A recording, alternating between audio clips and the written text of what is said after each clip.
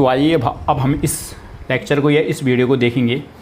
इससे पहली वाली वीडियो में हमने समझने की कोशिश की कि परवरिश शैलियाँ क्या होती है।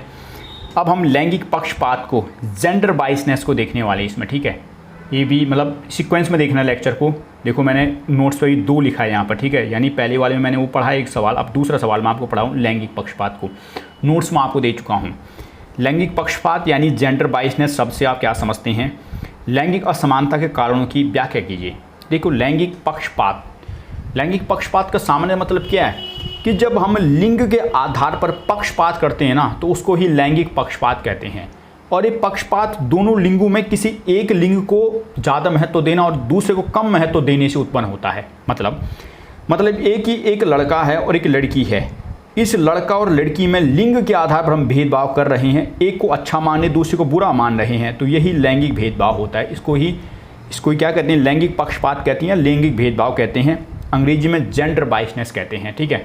और भारत में लैंगिक पक्षपात का जो महत्व है वो लड़के के संदर्भ में है, यानी लड़के को हम ज़्यादा अच्छा मानते हैं लड़की की तुलना में, इसलिए भारत में लैंगिक पक्षपात लड़के के पक्ष में झुका है।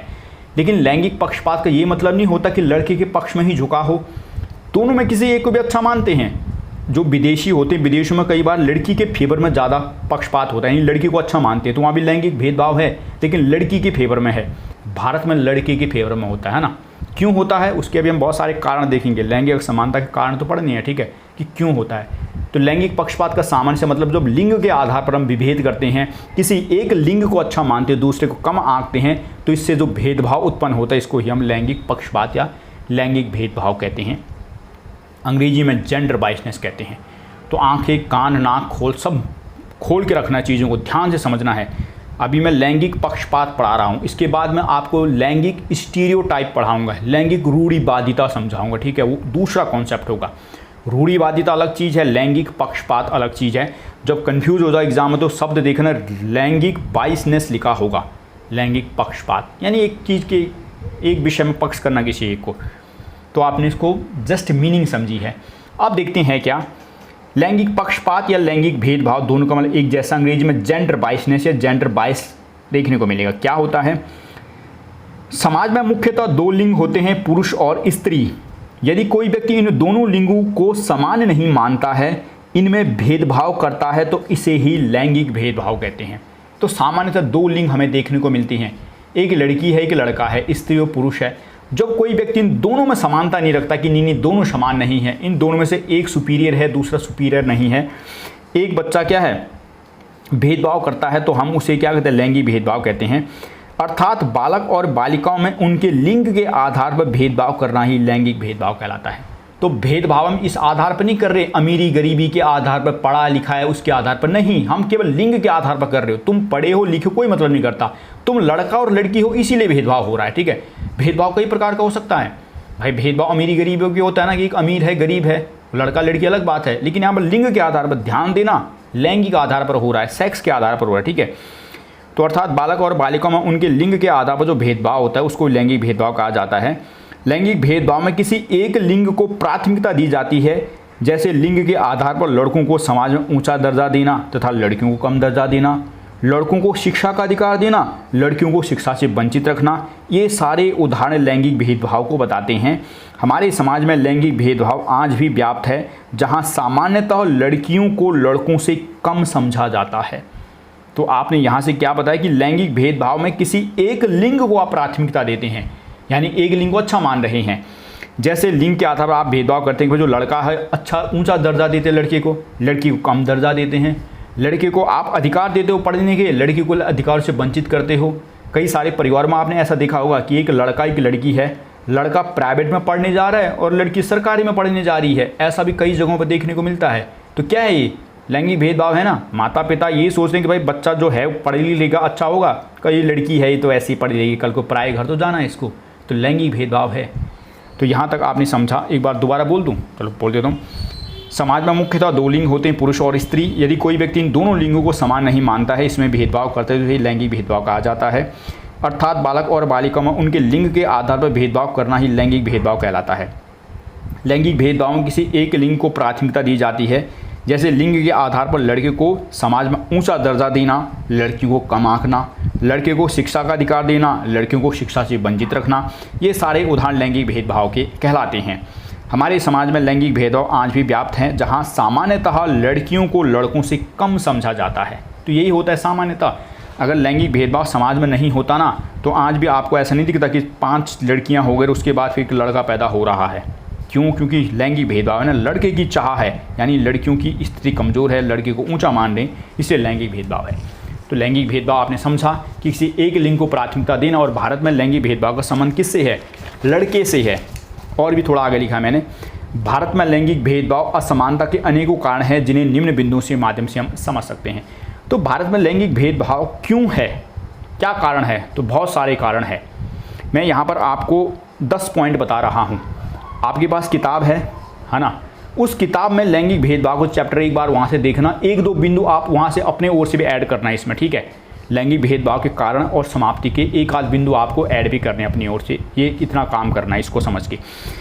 तो लैंगिक भेदभाव के कारण देखते हैं। सबसे पहले संकीर्ण विचारधारा। हमारी सोच ही छोटी हो गई आज के दिन में। हम बिल्कुल छोटी छोटी बात में लड़का अच्छा है, लड़की अच्छी, क्यों अच्छा है कोई पता नहीं, सोच बिल्कुल खत्म हो गई, छोटी सोच, संकीर्ण विचारधारा है हमारी, इसलिए लैंगिक भाव हो रहा है, लैंगिक भेद। दूसरा, सामाजिक मान्यता और प्रथाएं भी हमारे समाज में ऐसी है जो लैंगिक भेदभाव को बढ़ावा देती है। कौन कौन सी मान्यताएं प्रथाएं हैं अभी देखते हैं।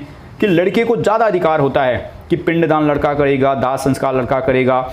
कई समाज में तो ऐसी प्रथाएं हैं कि एक बार अगर नाती पोते का दादा दादी मुंह देख लेते हैं तो ऐसा सोचते हैं कि बिल्कुल हमने सारे पापों से पुण्य पा लिया है। तो समाज में ऐसी प्रथाएं हैं जिसके कारण लड़के को ही हम प्राथमिकता दे रहे हैं। पहली तो सोच है, सोच के कारण ऐसा हो रहा है। दूसरा, समाज में ऐसी प्रथाएं हैं जिसके कारण लड़के को प्राथमिकता, जब एक को आप प्राथमिकता दोगे तो सामान्य सी बात है लैंगिक भेदभाव होगा। तीसरा, शिक्षा भी बहुत बड़ा कारण है। माता पिता शिक्षित है इसलिए कारण भी लैंगिक भेदभाव होता है। दोषपूर्ण शिक्षा प्रणाली हमारी समाज की है। शिक्षा व्यवस्था भी दोषपूर्ण ही है। शिक्षा व्यवस्था में भी लड़की लड़कों को अलग ही दिखाया गया है। लड़की को आप देखते होंगे एनसीईआरटी की किताबों में, वो घर का चूल्हा चौका कर रही है, लड़का बाहर का काम कर रहा है। लड़की को बिल्कुल घरेलू बच्चों का लालन पालन के लिए दिखाया गया है, बच्चों को बाहरी काम के लिए दिखाया गया, यानी आपने उसमें भेदभाव कर दिया। शिक्षा प्रणाली में भी इस प्रकार की है।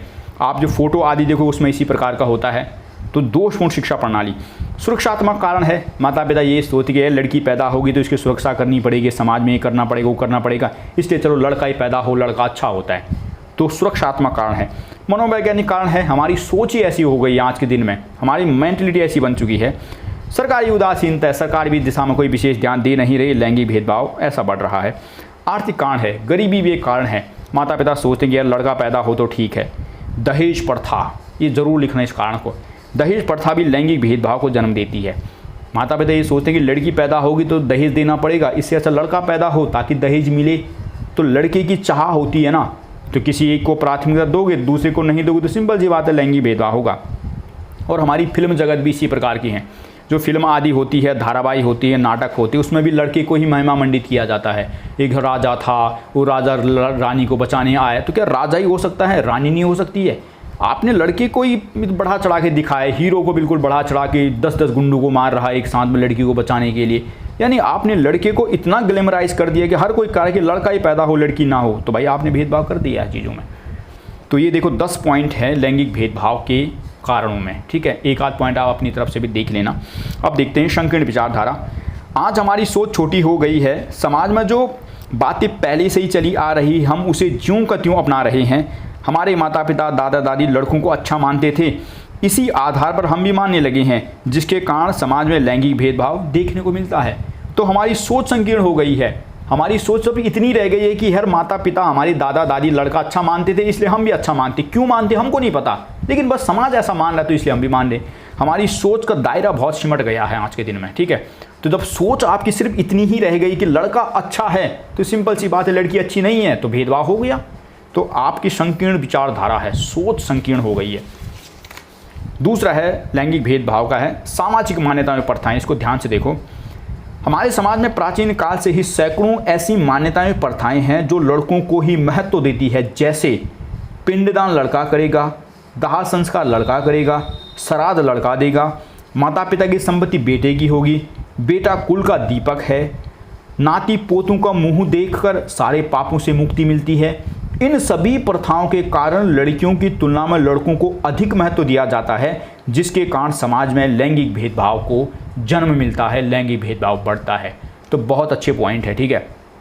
समाज में ऐसी हजारों मान्यताएं प्रथाएं हैं जो लड़कों को ही बढ़ावा दे रही है। और लिख देना है बिल्कुल, ये जैसे पिंडदान है तो पिंडदान लड़की नहीं करेगी, लड़का करेगा। तो जो पिंडदान, दाह संस्कार, श्राद्ध सब लड़का ही करेगा, तो हर कोई लड़का ही पैदा करना चाहेगा ना, क्यों लड़की पैदा करे। तो जब लड़के को ही प्राथमिकता दोगे तो सामान्य सी बात है लैंगिक भेदभाव होगा।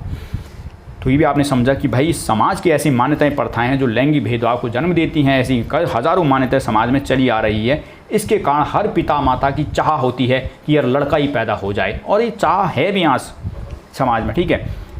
तो ये भी मुझे उम्मीद है आपने समझ लिया है ना। इसी उसमें मैं देखो ये कितना अच्छा शब्द है ना, यदि नाती पोतों का मुंह देख दिया जाए सारे पापों से मुक्ति मिल जाती है। ग्रामीण क्षेत्रों में, दूर दराज के क्षेत्रों में आज भी आप कई बार ऐसा देखने को मिलता है। कई सारे लोग कहते हैं कि बस यार एक बार बस नाती को देख दूँ ना तो भले ही मर जाऊँ, कोई आपत्ति नहीं है ना, इतनी चाह होती है। चलो आपको एक लाइव उदाहरण देता हूँ।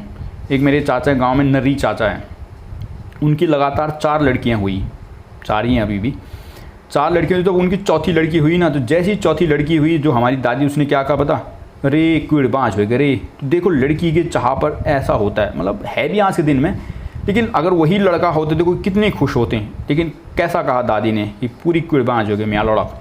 तो बात भी ठीक है, लड़की 4 लगातार होगी, क्योंकि समाज में ऐसी मान्यताएं हैं कि लड़की होंगी तो ये सारे काम तो लड़का करेगा ना। तो प्रथाएं, मान्यताएं ऐसी जिसके कारण ऐसा हो रहा है। अगला अशिक्षा है। अधिकांश माता पिता अशिक्षित होने के कारण लैंगिक भेदभाव को मानते हैं। माता पिता को शिक्षा नहीं होने के कारण वे नहीं समझ पाते कि लड़कियां भी लड़कों के समान होती हैं, वे भी सब कुछ कर सकती हैं, समाज में उच्च स्थान प्राप्त कर सकती हैं।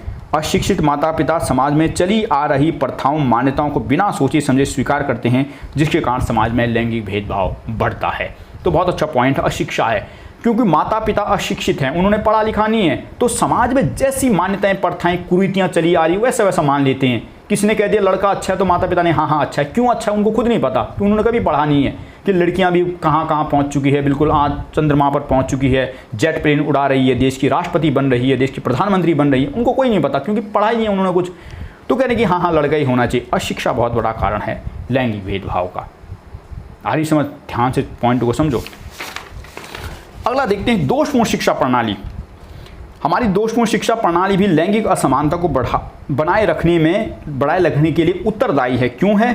किताबों में, कहानियों में लड़कों के किरदारों को बढ़ा चढ़ा कर दिखाया जाता है। एक राजा था, उसने रानी को बचाया, ये किया वो किया। मतलब किताबों में कहानियाँ भी होगी तो लड़के को ही महत्व दिया जाता है, पुरुष को ही महत्व दिया जाता है। किताबों में जो फोटो होती हैं उसमें माता को गृहिणी के रूप में तथा पिता को बाहरी कार्य करते हुए दिखाया जाता है। इससे भी लैंगिक भेदभाव बढ़ता है। तो दोषपूर्ण शिक्षा प्रणाली है, जो भी कहानी किरदार होते हैं सब में पुरुष को ही महिमा मंडित किया जा रहा है।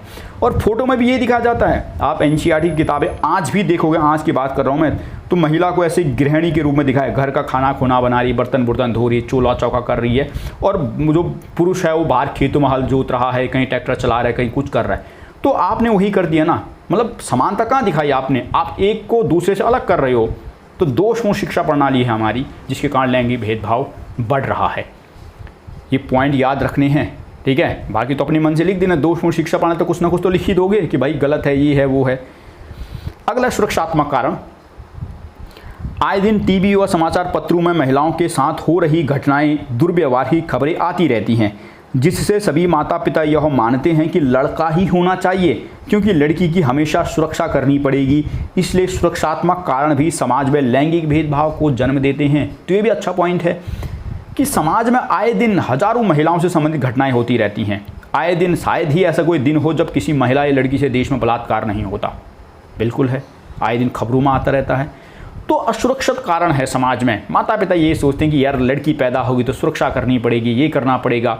मतलब आज के दिन में तो कई बार ऐसा भी होता है कि बड़ी लड़की है और उसका छोटा भाई है, तो छोटा भाई लड़की की मतलब सहायता करने के लिए उसके साथ बाजार जा रहा है, जबकि उल्टा होना चाहिए था कि लड़की को उसके साथ जाना चाहिए था। लेकिन माता पिता क्या सोचते हैं कि नहीं, लड़की भाई भले ही बड़ी है लेकिन असुरक्षित है, इसलिए छोटे भाई को साथ में भेज रहे हैं, है ना।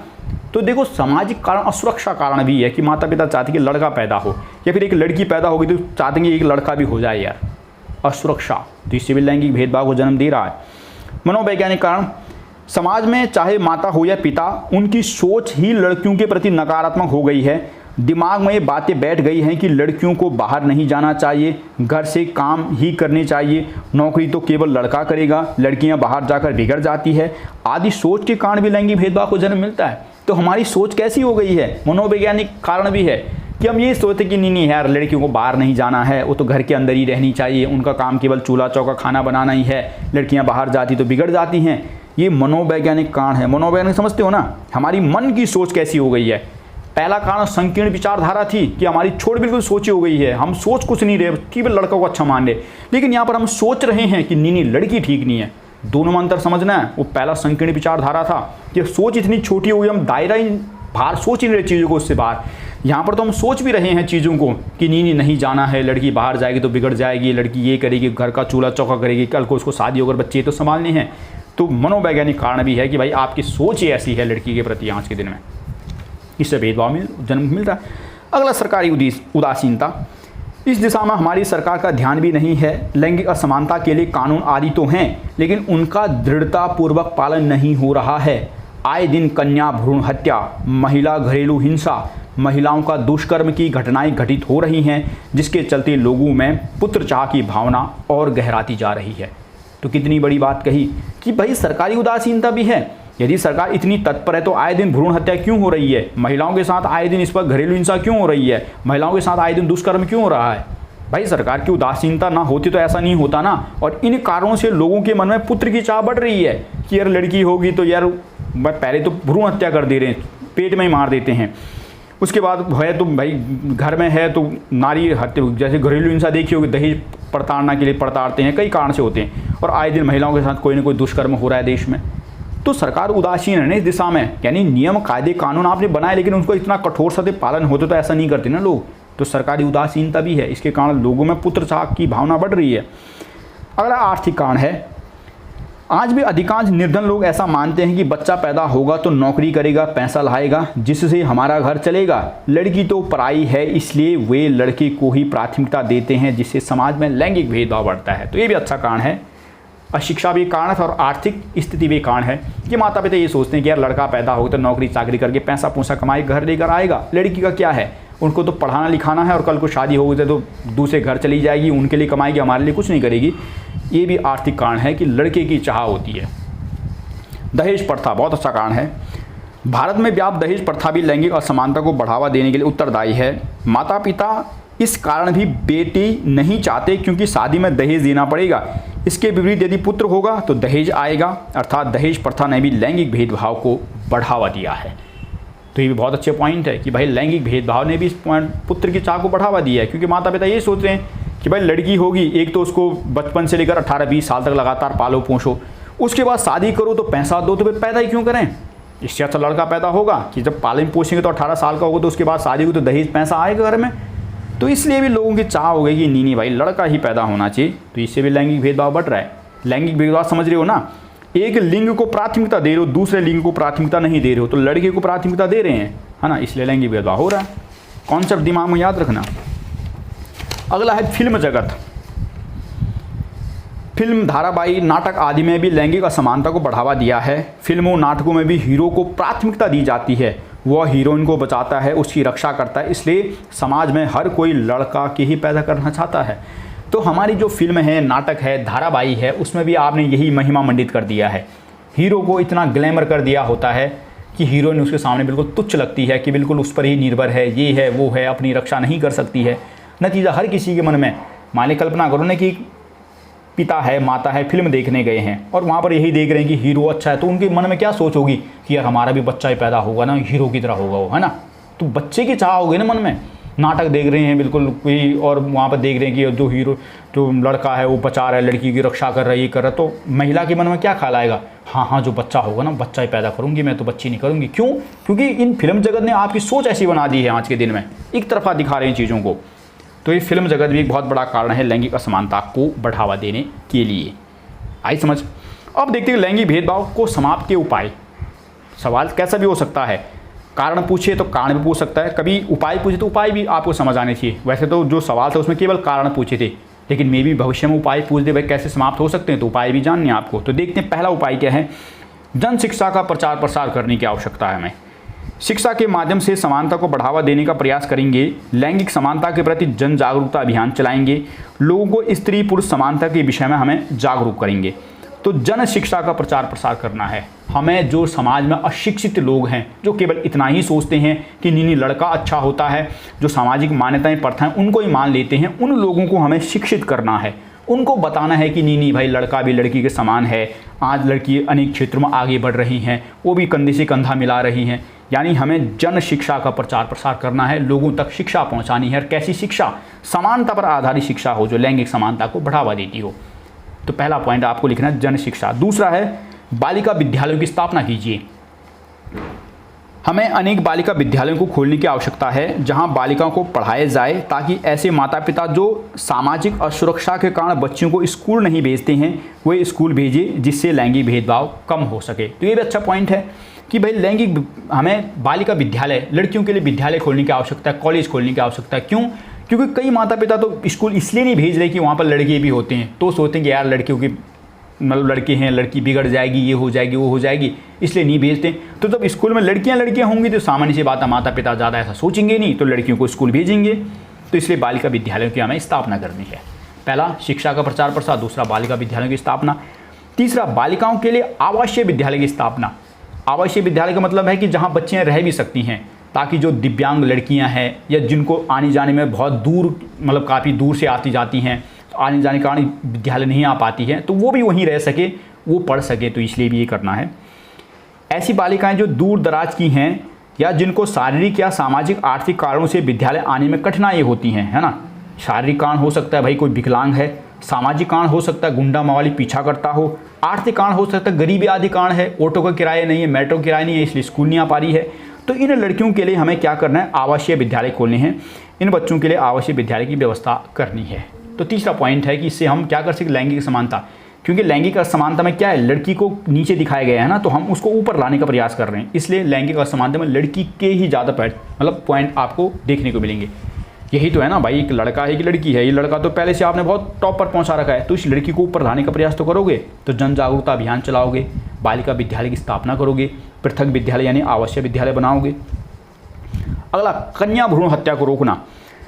कन्या भ्रूण हत्या को रोकना आवश्यक है। इसके लिए जन जागरूकता को फैलाना है। जिन माता पिता की कन्या होगी उन्हें आर्थिक सहायता प्रदान की जाए और कन्या भ्रूण हत्या को रोकने वाले कानून का पालन न करने वालों को कठोर दंड दिया जाए। तो जो कन्या भ्रूण हत्या है, आज भी समाज में जो लड़की पैदा होती है उसको मारते हैं, तो इस कानून को हमें बहुत सख्ताई से लागू करना है। कन्या भ्रूण हत्या का हमारे देश में कानून है, लेकिन आज भी हज़ारों आए दिन कई कन्या भ्रूण हत्या होती हैं। इसका ये मतलब हुआ ना कि सख्ताई से उसका पालन नहीं हो रहा है, तो उसका सख्ताई से पालन हो। जो इसका विरोध करता है उसको दंड दिया जाए, और जो माता पिता बच्चियों को पैदा करते हैं उनको प्रोत्साहन दो, छात्रवृत्ति प्रदान करो। वैसे गाँव में ऐसा होता है, जो लड़कियाँ 12वीं पढ़ रही हैं, पास हो जाए तो उनको 50,000 रुपये दे रही थी सरकार। मतलब एक मेरी चाचा की लड़की थी, मैं देख रहा था, उसको 50,000 रुपये मिले थे। तो वही है कि मतलब प्रोत्साहन दे रही है ना, तो ठीक है। ये भी भारतीय शिक्षा प्रणाली में सुधार करने की आवश्यकता है। शिक्षा प्रणाली में सुधार की आवश्यकता है। किताबों में लड़कों के समान ही लड़कियों को भी महत्व दिया जाए, लड़कों के महिमा मंडन को कम किया जाए, फोटो आदि में भी बच्चियों को भी बाहरी कामों को करते हुए दिखाया जाए। तो यही कह रहे कि जो हमारी शिक्षा प्रणाली है, किताब आदि है ना, उसमें भी हमें सुधार करने की आवश्यकता है। जो लड़के को आप बिल्कुल महिमा मंडित कर रहे हो कि एक राजकुमार था वो आया, भाई इतना महिमा मंडित मत करो लड़के को, राजकुमारी बोलो। राजकुमारी बोलने में क्या जा रहा है? तो महिमा मंडित मत करो। फोटो आदि में भी लड़की को बाहर के काम में दिखाओ, कभी कभार लड़के को भी फोटो में दिखा दो जहाँ वो चूल्हा चौका कर रहा हो, ताकि समानता की भावना आए ना कि हाँ ऐसा है। तो वो कम करो। मतलब शिक्षा प्रणाली में सुधार करने की आवश्यकता है, पाठ्यक्रम में कुछ सुधार करने की जरूरत है।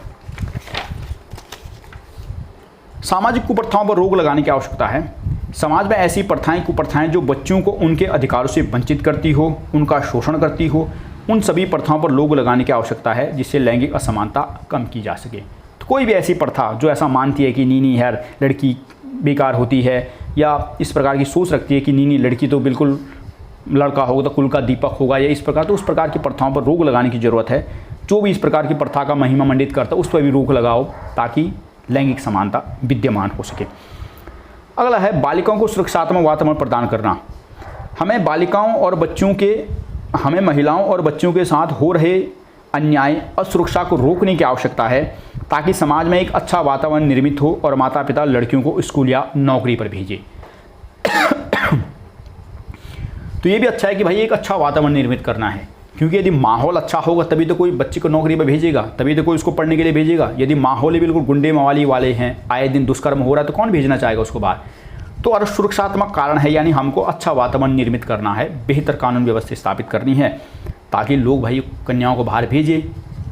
अगला है फिल्म जगत में सुधार। फिल्मों, नाटकों आदि में पुरुषों को अधिक महिमा मंडित ना किया जाए। ऐसे फिल्में बने जहां लड़कियों को भी लड़कों के समान महत्व दिया जाए। ऐसी फिल्मों का निर्माण हो जिसमें लड़की की भूमिका महत्वपूर्ण हो। तो ऐसी फिल्में बने जहां लड़की लड़का बराबर हो।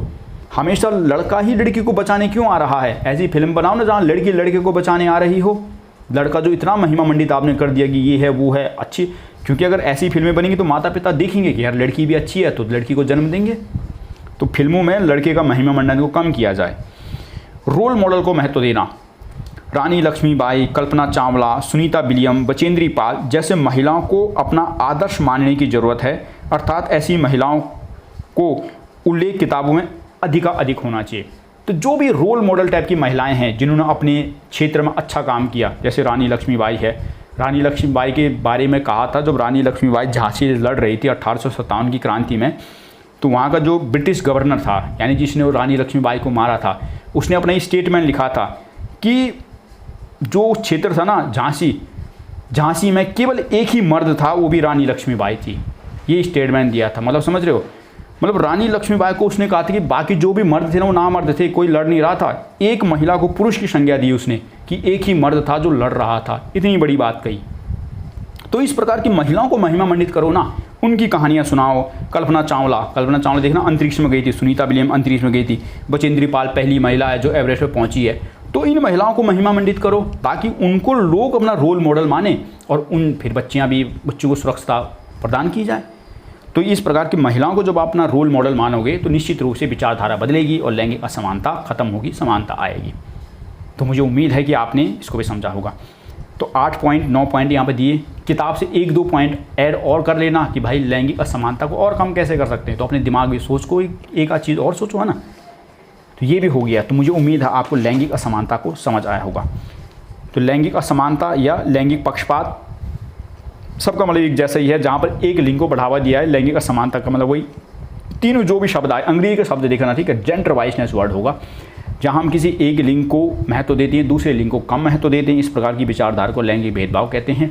और भारत में लैंगिक भेदभाव का जो झुकाव है लड़के की तरफ है, यानी लड़के को महत्व दे रहे तो लड़की को नहीं दे रहे, तो निश्चित रूप से लैंगिक भेदभाव उत्पन्न हो रहा है। ठीक है, लैंगिक भेदभाव के कारण आपने देखे। संकीर्ण विचारधारा, देखो जब ना मतलब ऐसी दिमाग में कभी ऐसा हो कि केवल यही पॉइंट आ रहे हैं कि लैंगिक भेदभाव के कारण क्या हैं, समाधान नहीं समझ आ रहा, तो इन्हीं पॉइंट को उल्टा कर देना, समाधान बन जाएगा। जैसे संकीर्ण विचारधारा, तो संकीर्ण विचारधारा ही कारण है, तो इसका समाधान कैसे है, तो उल्टा कर दो कि हमें संकीर्ण विचारधारा नहीं रखनी चाहिए, इससे लैंगिक समानता खत्म हो जाएगी। उल्टा कर दो, सामाजिक मान्यताएं प्रथाओं के कारण लैंगिक भेदभाव बढ़ रहा है, तो इसको उल्टा कर दो कि सामाजिक मान्यताएं प्रथाएं ऐसी प्रथाओं को प्रतिबंधित कर दो, तो लैंगिक समानता खत्म हो जाएगी।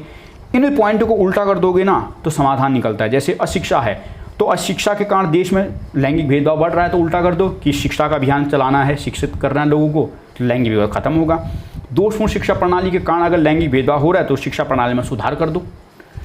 सुरक्षात्मक कारण, यदि सुरक्षात्मक कारण से माता पिता बाहर नहीं भेजते तो भाई सुरक्षा करो, समाज में एक सुरक्षात्मक वातावरण निर्मित कर दो।